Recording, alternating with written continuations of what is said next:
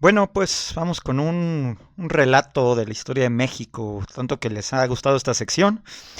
Y hoy vamos a hablar del milagro mexicano, ¿no? Que nos enseñaban en la primaria, que era la época dorada de la economía mexicana, pero nunca nos explican quién estuvo detrás de esto, cómo inició, por qué no se consolidó un país distinto después de esta época de oro, y no del cine de oro mexicano, sino de la economía. A mediados del siglo XX, México sorprendió al mundo con un espectacular crecimiento económico que trajo consigo beneficios sociales, educativos y salariales.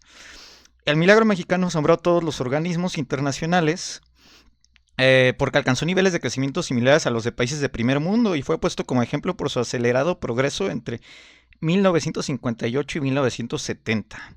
Esta política económica fue denominada desarrollo estabilizador por su principal artífice, don Antonio Ortiz Mena, quien fue secretario de Hacienda durante 2 sexenios continuos. Nunca nos hablan de este señor en la primaria, ¿va? Pero bueno, pues este señor fue el artífice del llamado milagro mexicano. Eh, en fin, eh, ya desde la Constitución mexicana del 17 se mostró al mundo una novedosa y original interpretación de la relación del Estado con la sociedad, junto a los derechos individuales y del ciudadano, postulados por el liberalismo clásico, incluyó los derechos sociales. La Constitución facultaba al Estado para intervenir y dirigir el desarrollo nacional, y después de la Revolución los gobiernos de la República pusieron en operación diferentes políticas para conducir este proceso. Eso es lo que nos enseñaron, ¿no? Como el milagro mexicano. Durante 2 sexenios que van desde el 58 al 70, se ejerció esta política económica que impulsó un sorprendente desarrollo nacional, ¿no? Y todo esto empezó con este señor que tendrán que adivinar quién era, ¿no? Quién era quién, ¿no? Porque Miguel Alemán Valdés fue el que impulsó, bueno, el que dio origen a todo esto. Y se parecía muchísimo a Walt Disney, ¿no? De hecho, es muy difícil ver quién es Walt Disney aquí, ¿no? Y quién es Miguel Alemán Valdés. Bueno, el Walt Disney mexicano, Miguel Alemán Valdés, que tuvo su periodo presidencial del 46 al 52, conocido por ser el primer presidente civil en muchos periodos presidenciales que venían del caudillismo mexicano, donde la figura del presidente centraba mucho poder porque era básicamente el heredero como jefe máximo de la Revolución Mexicana. Plutarco Elías Calles, bueno, Álvaro Obregón, Lázaro Cárdenas y todos los distinguidos seguidores de ellos, ¿no? En la época del Maximato de Calles, pues era Abelardo Rodríguez, Pascual Ortiz Rubio, que hablaremos de Pascual Ortiz Rubio en un podcast muy interesante, por cierto. Este señor empezó a impulsar esta política a partir de reconciliarse con los norteamericanos a través de, bueno, ya hablaremos después de ello. Invitó a Harry Truman aquí a México, primer presidente norteamericano en visitar la República. Trajo capital norteamericano y además fundó obras magnas, ¿no? De México, como la Ciudad Universitaria, donde por cierto había una estatua suya hace mucho tiempo, ¿no? Solo sobrevivió 14 años porque la dinamitaron, ¿no? La estatua de Miguel Alemán Valdés. Pero esto iconográficamente nos dice mucho del modelo que estaba siguiendo el presidencialismo mexicano, civil, ¿no? Anteriormente había un culto militar a los héroes de la Revolución Mexicana y con Miguel Alemán ya se empieza a institucionalizar, ¿no? Por eso es Partido Revolucionario Institucional. Se institucionaliza un culto civil a la figura presidencial, a la figura del Ejecutivo, en un mando civil, ¿no? La era de los licenciados, ¿no? El desarrollo estabilizador en ese entonces, de momento es que tengo aquí al gato, fue la evolución de la economía nacional en los 15 años que van en este periodo, del 54 al 70, es decir, después de Miguel Alemán Valdés. En esos años el crecimiento del Producto Interno Bruto en promedio fue de 4% al año. Y la variación anual de los precios al consumidor fue solamente del 3.3% en promedio.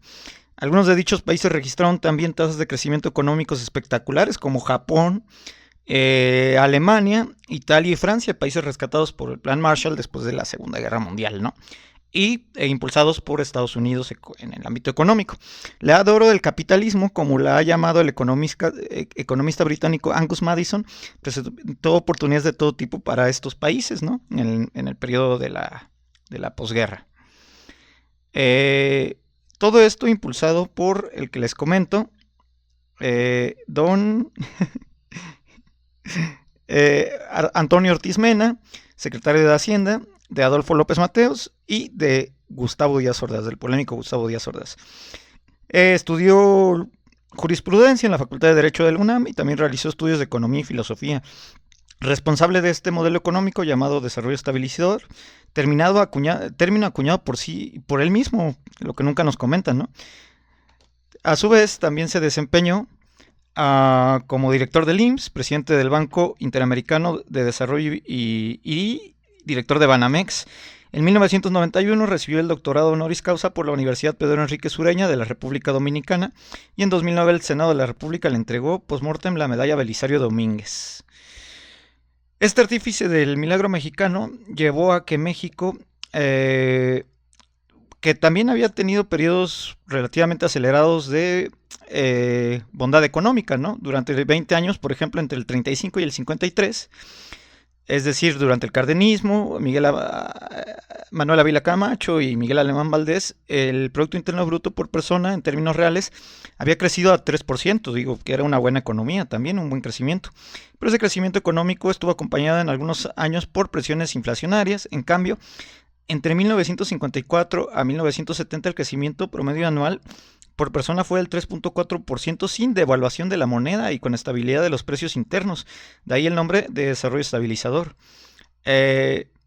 Nombre con el que Ortiz Mena, en septiembre del 69, en las reuniones anuales del Fondo Monetario Internacional y del Banco Mundial celebradas en Washington, D.C., presentó este programa.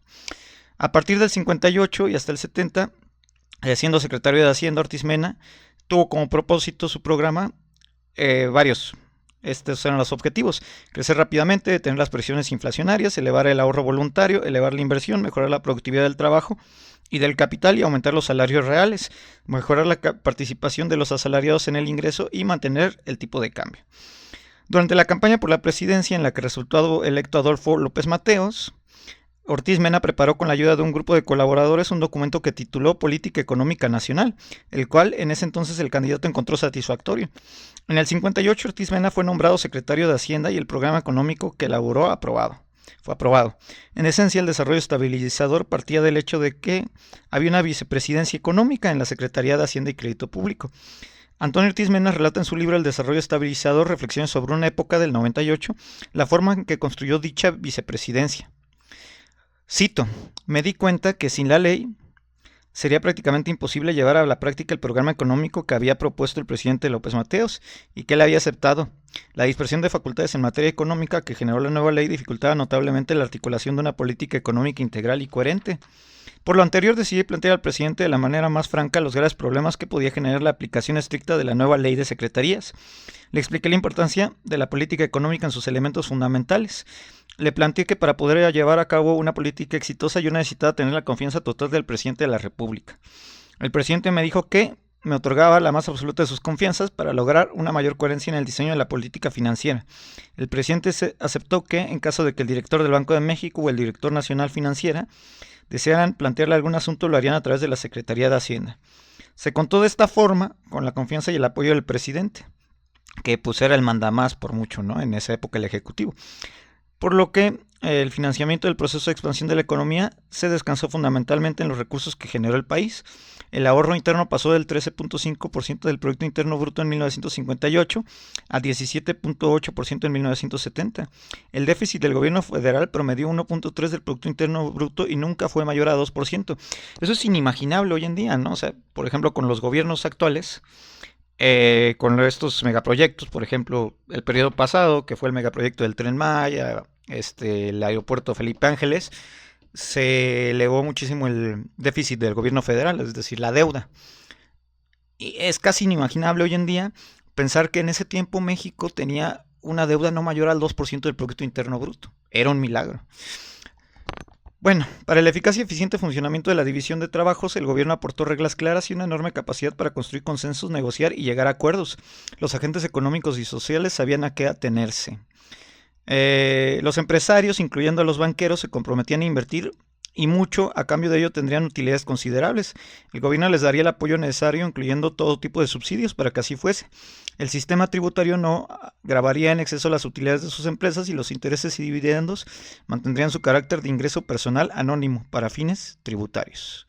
La industrialización del país, que llevarían a cabo fundamentalmente los particulares con el apoyo del sector público, se desenvolvería en el capítulo de las manufacturas bajo un rígido sistema de protección, tarifas y controles cuantitativos frente a la competencia del exterior.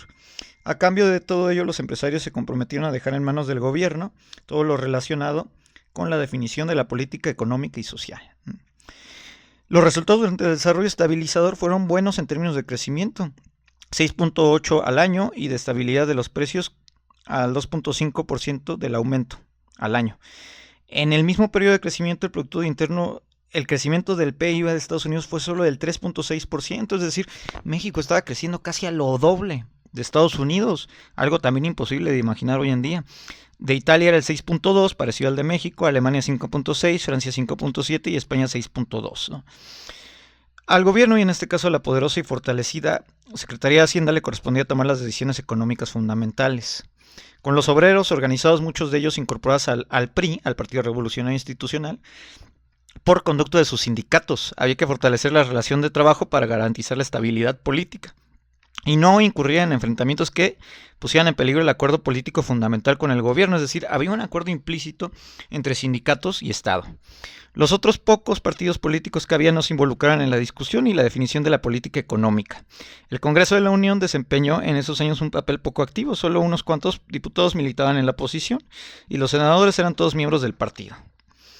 A los productos del campo, en buena medida incorporados a la Confederación Nacional Campesina, había que estimularlos y apoyarlos para que aumentaran y diversificaran la producción agropecuaria. A la población urbana, que crecía a un ritmo acelerado, era necesario proporcionarles servicios educativos y atención a la salud, seguridad y estabilidad en el trabajo, además de vivienda. Es decir, hoy en día el campo está abandonado, la educación está abandonada, todo lo contrario en esta época, ¿no? Las contradicciones políticas. Durante el gobierno de Alemán, se puso en tensión la política de la unidad nacional, que desde el gobierno de Ávila Camacho se promovió durante la Segunda Guerra Mundial. Después de los conflictos de clase e ideológicos que se dieron durante los años de Cárdenas, los tintes socialistas que había aquí en México, a finales de los años 40 y durante los primeros años de la siguiente década, en momentos de la Guerra Fría, se registraron al calor de la sucesión presidencial del 52 confrontaciones sociales. La disputa por el poder dentro del grupo gobernante arrojó un desprendimiento del PRI con la creación de Federación de Partidos del Pueblo de México, con Miguel Enríquez Guzmán a la cabeza. En esos años se vivió un clima de inestabilidad y había resultado triunfador el PRI con su candidato Adolfo Ruiz Cortines, ¿no? Para quien no conozca a Enríquez Guzmán, vamos a verlo, ¿no? Él fue candidato opositor en el 52. Era él. Bueno, era él. En ese sentido, después del 52, el enriquismo prácticamente desapareció, es decir, sus allegados. El bienio de 50 al 51, el salario mínimo apenas representaba 66% del que se había acordado en 1940. Después de la devaluación de la moneda en el 54 de 8.6 a 12.5 pesos por dólar, hubo una fuerte alza en los precios, pero la economía creció en 10% en términos reales. El movimiento revolucionario del magisterio, dirigido por Otón Salazar, quien tenía años luchando contra el Comité Ejecutivo del Sindicato Nacional de Trabajadores de la Educación, mejor conocido como la CENTE, que todavía hoy en día, pues ahí tiene muchas controversias, ¿no? Planteó en una marcha de abril del 58 el aumento salarial. La manifestación fue reprimida por la policía. El 15 de mayo el presidente Ruiz Cortines anunció un alza de los salarios. El movimiento del magisterio se atribuyó la victoria y puso fin a la huelga de su sección sindical, pero si la cuestión salarial había sido resuelta, no así la política que tenía que ver con la representación de los trabajadores, y en esa lucha los dirigentes Salazar y Encarnación Pérez fueron encarcelados por delito de disolución social. Aquel deterioro salarial acumulado en años 50 y 40 impulsó a otros sindicatos a presentar demandas de ajuste. En el 58 el sindicato ferrocarrilero también se conjugó a la lucha por la representación sindical. López Mateos, quien apenas había tomado posesión, buscó negociar y convencer a los dirigentes de Metro y Vallejo y Valentín Campa de que lo mejor era llegar a un acuerdo. No se logró. En marzo del 59 se anunció que los ferrocarrileros irían a huelga si no se atendían sus demandas. Ante esta situación se decidió acabar de raíz con el movimiento y se reprimió duramente en el país el movimiento ferrocarrilero. El gobierno requisó la empresa y el ejército se hizo cargo del manejo del sistema ferroviario. 20.000 trabajadores fueron despedidos. 20.000, se imaginan, era un montón para la época. Ortiz Mena, en el libro antes citado, López Mateos, dijo: López Mateos estaba consciente de que un incremento de la inflación y una devaluación de la moneda hubieran intensificado las tensiones políticas y sociales. Así, la estabilidad macroeconómica se convirtió en pilar no solo de la política económica, sino también de la estrategia política y social del gobierno. Con la derrota de estos movimientos se fortaleció el control de los trabajadores organizados y se aseguró la lealtad de la dirigencia sindical. En el 59 se crea el Instituto de Seguridad y Servicios Sociales de los Trabajadores del Estado, el ISSSTE. Y en el 62 se reglamenta la aplicación de los salarios mínimos, el reparto de utilidades y la permanencia en el empleo. Fíjense cómo estas luchas, a pesar de que fueron reprimidas, lograron reparto de utilidades, seguridad social para trabajadores del Estado. Entonces las protestas se desplazarían de los obreros a los universitarios, intelectuales de izquierda y clases medias.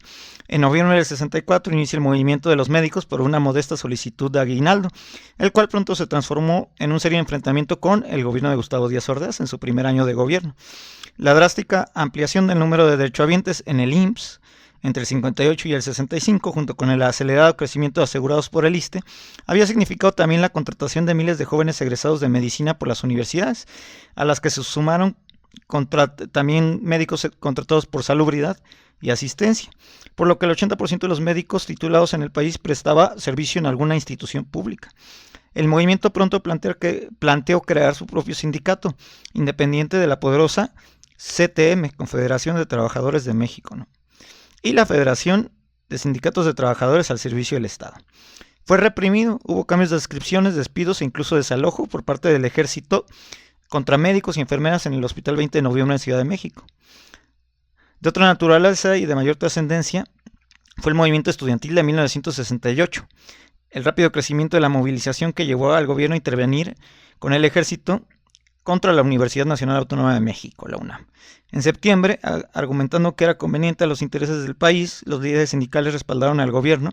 Después de la represión del 2 de octubre, el secretario general de la CTM lamentó que los estudiantes se dejaran manejar como cera blanda por manos extrañas. Los actos del 2 de octubre nos demuestran que más que una subversión nos encontramos ante una rebelión contra el progreso y desenvolvimiento general de México, dijo el líder sindical de la CTM. Y esto, bueno, pues fue el prefacio de el final del milagro mexicano, ¿no? Había un estado de bienestar que no se pudo sostener tan a largo plazo y acabó implotando, ¿no? Pero es increíble pensar que hubo una época en que México se parecía económicamente a países que hoy en día son parte de la Unión Europea, por ejemplo.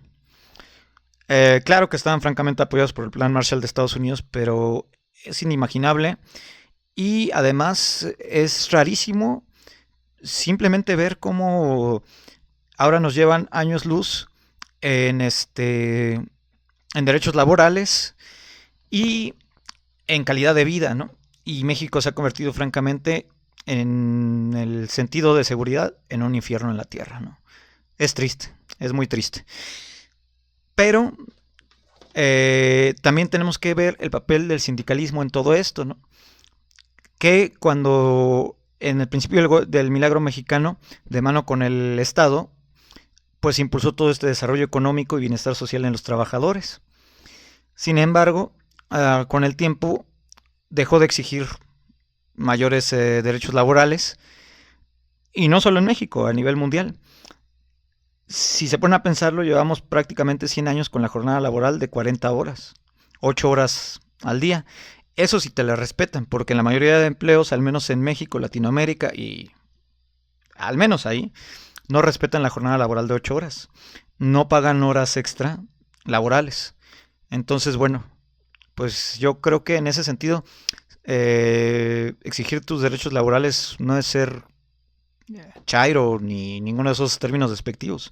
Es simplemente recordar pues estas luchas sociales que a las que les debemos el reparto de utilidades, la jornada laboral de 8 horas, la seguridad social, la seguridad médica y bueno, pues pónganse a pensarlo, ¿no? Ahora en la mayoría de países de la Unión Europea son jornadas laborales de 36 o 40 horas y en México sigue siendo de 48. ¿En qué momento nos quedamos tan atrás a nivel social? Pues la respuesta es terminando el milagro mexicano, ¿no? Ya hablaremos después del final del milagro mexicano en el siguiente podcast. Síganos para más contenido. Esto fue Relatos de la Historia. Gracias por la aceptación que ha tenido. Les dejo ahí algunas cosas en la descripción. Chao.